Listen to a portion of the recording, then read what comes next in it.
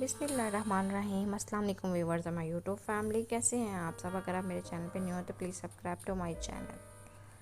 صدر ذی وقار، احباب دانش اور کارروائی عمل کے باشعور ساتھیوں، آج میری تقریر کا عنوان یوم آزادی پاکستان ہے۔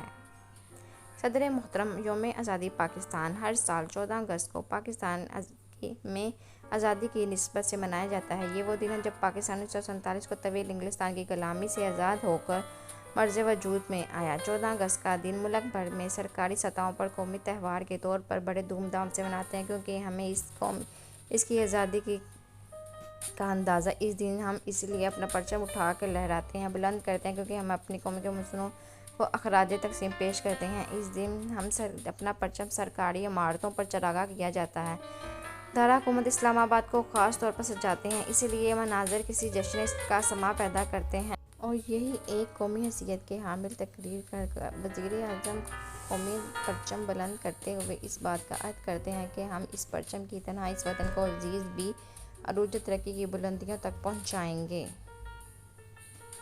عمارتوں پر پرچم لہرایا جاتا ہے، بلکہ پورے ملک میں سرکاری اور نیم سرکاری عمارتوں پر بھی سبز ہلالی پرچم پوری آب و تاب سے بلند کا نظام پیش کیا جاتا ہے۔ ریڈیو ٹیلی ویژن براہ راست صدر اور وزیر اعظم پاکستان کی تقریروں کو نشر کیا جاتا ہے اور اس عہد کی تجویز کی جاتی ہے کہ ہم سب مل کر اس وطن عزیز کو ترقی، خوشحالی اور کامیابیوں کے ساتھ لے جائیں گے۔ ساتھیو، آزادی ایک بہت بڑی نعمت ہے، اس سے بڑھ کر دنیا میں کوئی چیز نہیں۔ آزادی کا دن منانا بھی ہم سب پر لازم ہے۔ صرف مسلمان ہی نہیں بلکہ غیر مسلم بھی یوم آزادی کا دن جوش و جذبے سے مناتے ہیں، کیونکہ یہ جناح کا پاکستان جہاں تمام مذہب کے ماننے والوں کو مکمل مذہبی آزادی حاصل ہے۔ آزادی بہت بڑی نعمت ہے، اس کی حفاظت ہماری اجتماعی قومی ذمہ داری ہے۔ اگر آزادی کی نعمت کو جاننا اور پہچاننا ہے تو فلسطین کی عوام سے پوچھیں، اگر آزادی کی نعمت کو پہچاننا ہے تو مظلوم کشمیریوں سے پوچھو، غزہ کی عوام سے پوچھو، برما کی عوام سے پوچھو۔ اس لیے آزادی کی قدر کرو۔ آزادی کا جشن مناتے ہوئے ہمیں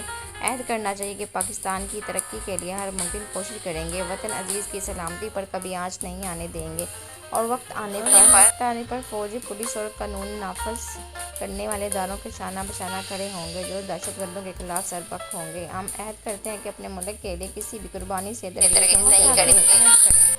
اس ملک کی فلاح و بہبود کے لیے دن رات کام کریں گے، اس مقام تک لے جائیں گے جو علامہ اقبال نے خواب تھا۔ اس شعر پر اجازت چاہوں گا۔ خدا کرے میری ارض پاک پر اترے وہ فصل جسے اندیشہ زوال نہ ہو۔ آپ کی سماعت کا شکریہ۔